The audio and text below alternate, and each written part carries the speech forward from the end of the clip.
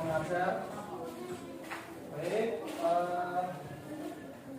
sebelum kita memulai pelajaran pada pagi hari ini, terlebih dahulu kita memanjatkan doa kepada Allah semoga apa yang akan kita pelajari pada hari ini mendapatkan berkah dan manfaat. Amin ya rabbal alamin. Mari kita berdoa bersama. Bismillahirrahmanirrahim.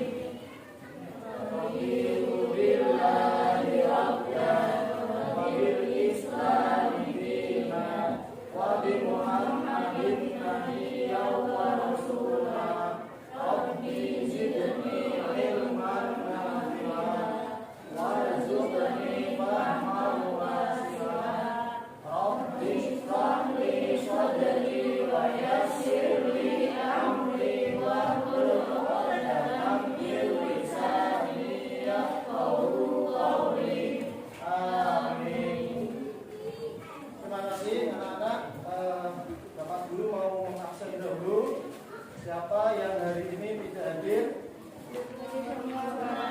Hadir semua ya. Alhamdulillah.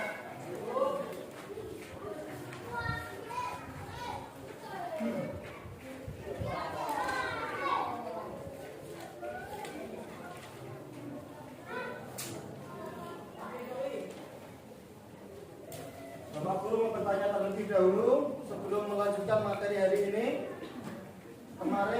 Pertemuan kemarin kita membahas tentang apa? Hadas kecil dan tata cara menyucikannya. Untuk materi hari ini kita melanjutkan yaitu tentang hadas besar dan tata cara menyucikannya. Baik, anak-anak masih semangat ya dalam pembelajaran hari ini. Semangat ya. Ya, tetap semangat biar bisa fokus dan bisa memahami materi pelajaran yang akan disampaikan Bapak Guru. Baik, perhatikan ke layar depan. Yang berapa tadi? Orang mandi. Gambar orang mandi. Kenapa kok saya menampilkan gambar orang mandi? Karena ini ada hubungannya dengan tata cara bersuci dari hadas besar. Sesuai materi pada hari ini, hadas besar dan tata cara menyucikannya.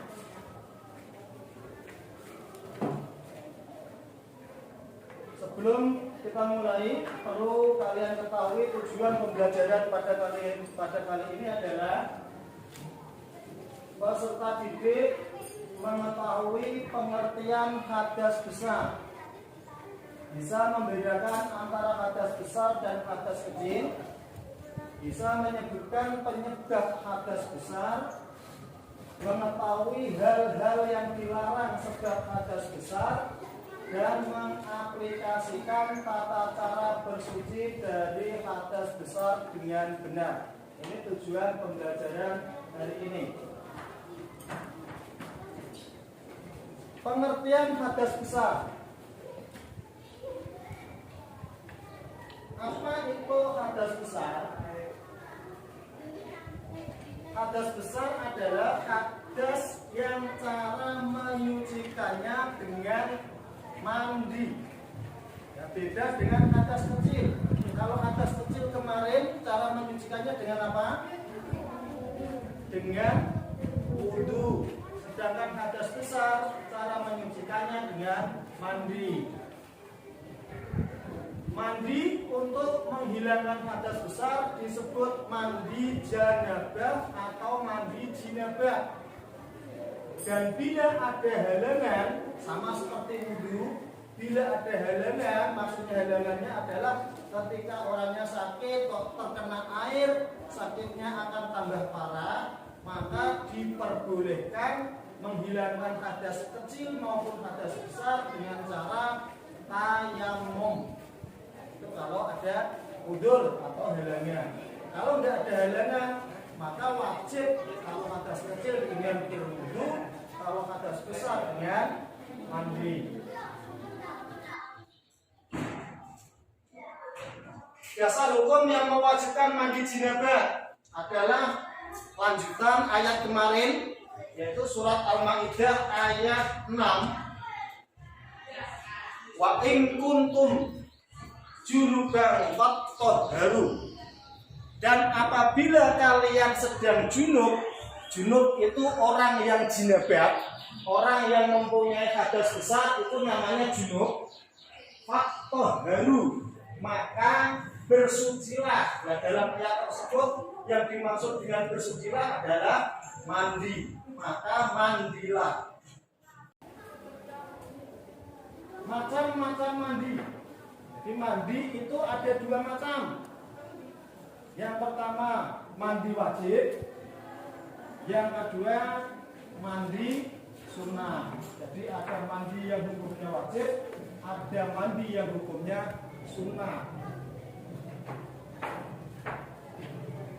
Dalam hal ini kita fokus pada pembahasan mandi wajib karena berhubungan dengan hadas besar. Perkara-perkara yang mewajibkan atau yang menyebabkan hadas besar, perkara yang menyebabkan hadas besar atau bisa disebut perkara yang mewajibkan mandi. Yang pertama, keluarnya air mani atau sperma secara sengaja ataupun tidak disengaja. Secara sengaja itu seperti orang berhubungan suami istri. Terus yang secara tidak sengaja seperti bermimpi.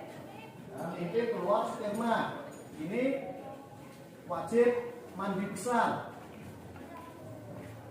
Yang kedua haid. Ini kalian anak-anak perempuan. Kalau sudah menginjak usia 9 tahun, siap-siap haid. Kalau kalian sudah belasan tahun, saya yakin sudah haid semua. Ketika haid kalian nanti suci atau bersih, maka wajib untuk mandi besar. Yang ketiga nifas. Ini untuk ibu-ibu. Nifas itu darah yang keluar setelah melahirkan. Masanya paling cepat, bahasa Arabnya itu lahdotan, sekali keluar langsung bersih. Umumnya itu sampai 40 hari, lamanya 60 hari. Kemudian yang keempat wiladah atau melahirkan. Ini juga wajib mandi. Jadi orang melahirkan itu wajib mandi 2 kali. Yang pertama mandi karena wiladah, yang kedua nanti saat suci dari nifas. Nah, wajib mandi juga. Yang kelima, orang meninggal dunia. Jadi orang meninggal atau orang mati itu wajib, bukannya wajib mandi, tapi wajib dimandikan. Namanya orang mati masa suruh mandi sendiri kan tidak bisa. Harus dimandikan. Kalau sampai tidak dimandikan, kalau orang yang mati itu beragama Islam kok tidak dimandikan, maka seluruh orang yang ada di sekitarnya itu menanggung dosanya. Kemudian yang keenam, melakukan hubungan suami istri. Ya, paham ya? Bersetubuh. Bersetubuh itu mau mengeluarkan sperma ataupun tidak, itu semuanya wajib mandi. Walaupun hanya sebentar. Ya, tidak peduli saat itu mengeluarkan sperma ataupun tidak, kalau sudah yang namanya berhubungan suami istri wajib mandi. Maaf, itu syarat-syarat mandi ya, salah tulis itu. Syarat-syarat mandi, karena syaratnya sama, syarat mandi dengan syarat wudu. Syarat mandi yang pertama adalah Islam, ya, beragama Islam. Yang kedua mumayyiz, yaitu orang yang sudah dapat membedakan antara yang baik dan yang buruk. Kemarin sudah saya jelaskan ketika bab hadas kecil. Yang ketiga, air yang digunakan harus suci dan menyucikan atau biasa disebut air mutlak. Air hujan, air sungai, air sumur, itu semuanya air mutlak. Syarat yang keempat, tidak ada barang yang menghalangi sampainya air pada kulit anggota mandi. Anggota mandi. Semuanya harus terbasuh oleh air, mulai dari ujung rambut sampai ujung kaki, rata dibasuh dengan air. Tidak ada yang menghalanginya seperti cat kuku, terus tiknek, lem alteco, ya, seperti yang sudah saya terangkan kemarin, ya, minggu kemarin itu saat hadas kecil dan cara menyucikannya. Berikutnya rukun mandi. Rukun mandi yang pertama adalah niat. Yang kedua, menghilangkan najis yang menempel pada tubuh. Semua kotoran ketika mandi yang menempel di tubuh itu dibersihkan terlebih dahulu. Ya, dihilangkan najis-najis yang menempel. Yang ketiga, meratakan air ke seluruh tubuh dari ujung rambut sampai ujung kaki, semua rata dengan air, nggak boleh ada yang tertinggal.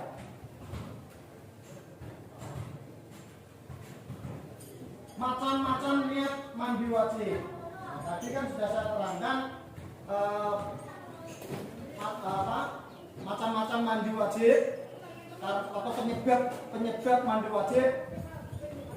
Yang pertama, niat mandi karena junub. Junub itu orang yang berhubungan suami istri atau orang yang mengeluarkan sperma baik disengaja atau tidak. Itu wajib mandi. Niatnya nawaitul husla liraf'il hadasil akbari fardhon lillahi ta'ala. Ini yang wajib mengucapkan niat itu hati. Bagaimana keterangan yang telah lalu dibarengkan dengan siraman yang pertama. Ketika kita menyiram yang pertama, hati niat nawaitul husla liraf'il hadasil akbari fardhon lillahi ta'ala. Yang kedua, bagi perempuan yang suci dari haid, niat mandinya bagaimana? Nawaitul husla liraf'il hadasil akbari minal haidi fardhon lillahi ta'ala. Aku niat mandi besar untuk menghilangkan hadas besar karena haid, fardu karena Allah Ta'ala. Ini kalian anak perempuan wajib bisa niat ini. Yang ketiga, mandi karena suci dari nifas. Niatnya adalah nawaitul husna liraf'il hadasil akbari minan nifasi fardhon lillahi ta'ala. Aku niat atau saya niat mandi untuk menghilangkan hadas besar dari nifas, fardu karena Allah Ta'ala. Selanjutnya, niat mandi karena wiladah atau melahirkan. Niatnya bagaimana? Nawaitul husla liraf'i hadasil wiladati lillahi ta'ala atau fardhon lillahi ta'ala. Saya niat mandi menghilangkan hadas wiladah. Wiladah itu artinya apa? Melahirkan. Menghilangkan hadas wiladah karena Allah Ta'ala. Ini bagi perempuan hukumnya wajib untuk hafal niatnya. Berikutnya, niat memandikan jenazah. Tadi sudah saya jelaskan, orang meninggal itu menjadi salah satu penyebab mandi wajib. Nah, niatnya gimana? Ini yang niat bukan yang mati, tapi orang yang memandikan. Kalau di wilayah kita, di kampung kita biasanya Mbah Mudin atau keluarganya.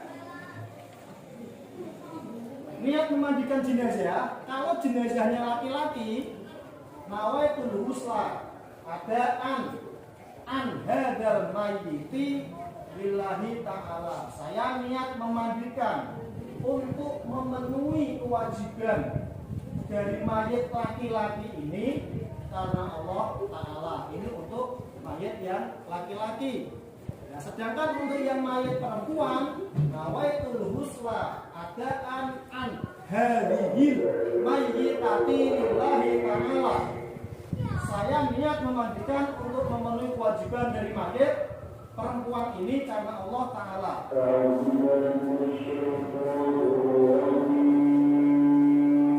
lanjut sunah mandi.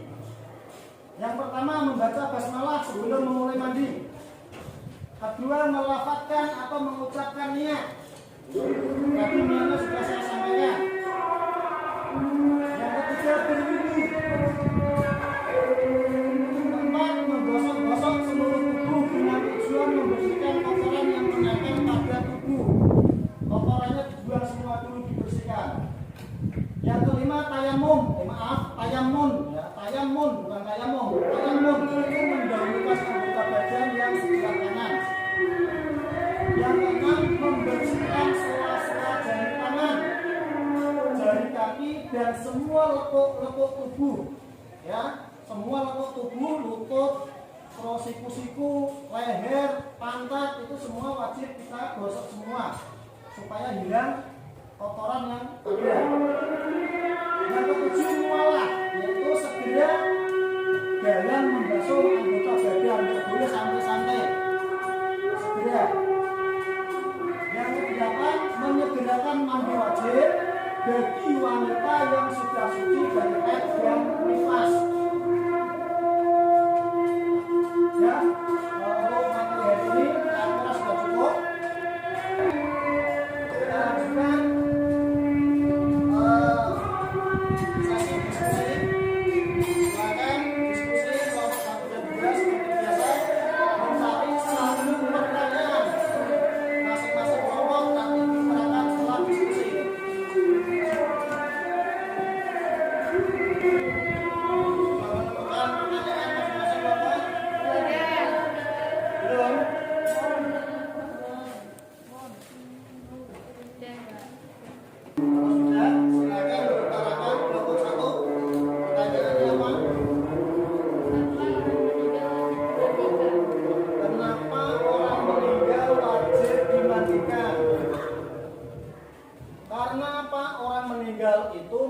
Hadas besar. Kok bisa Pak orang meninggal kok punya hadas besar? Setiap orang meninggal itu pasti mengeluarkan sperma. Semuanya pasti mengeluarkan sperma. Maka dari itu tadi di depan kan sudah diberikan orang yang mengeluarkan sperma maka hukumnya itu memiliki hadas besar. Maka dari itu orang meninggal itu wajib dimandikan. Bisa diterima? Mbak Khalid? Berikutnya kelompok 2.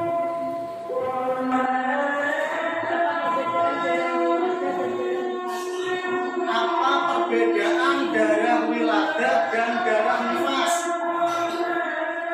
Tadi sudah saya jelaskan. Kalau darah wiladah ini adalah darah yang keluar bersamaan saat melahirkan, keluarnya bersama dengan gaji keluar. Ini namanya darah wiladah.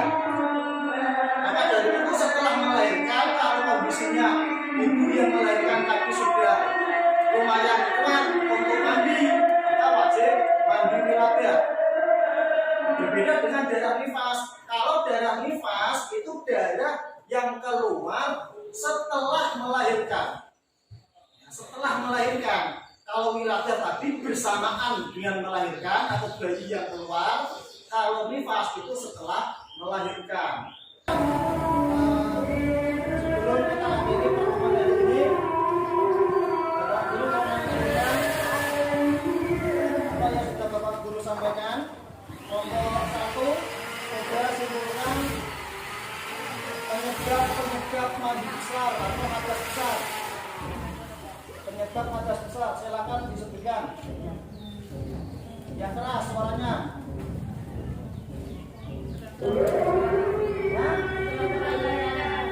Melahirkan terus, baru gak apa-apa. Baik. Nifas. Terus. Berhubungan suami istri. Terus. Mengeluarkan sperma. Terus untuk kelompok 2, silakan simpulkan rukunnya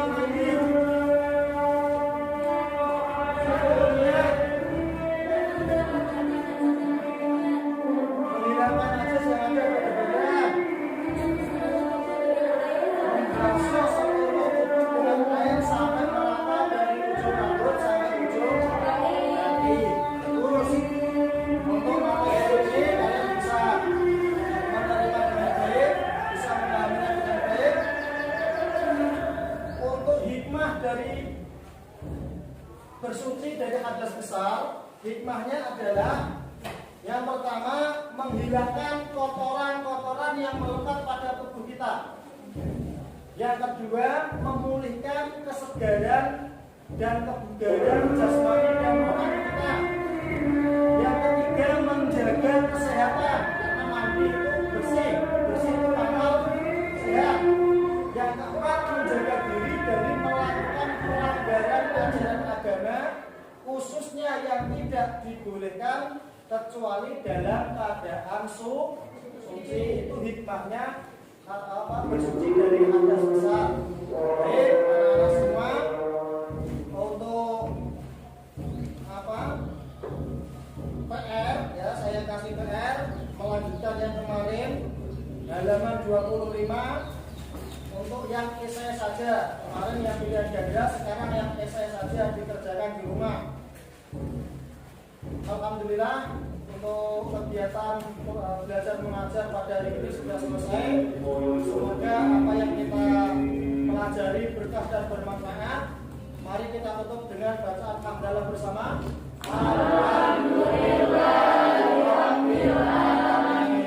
Cukup sekian, terima kasih. Bila ada kekurangan dan kesalahan dari Bapak Guru, mohon maaf sebesar-besarnya.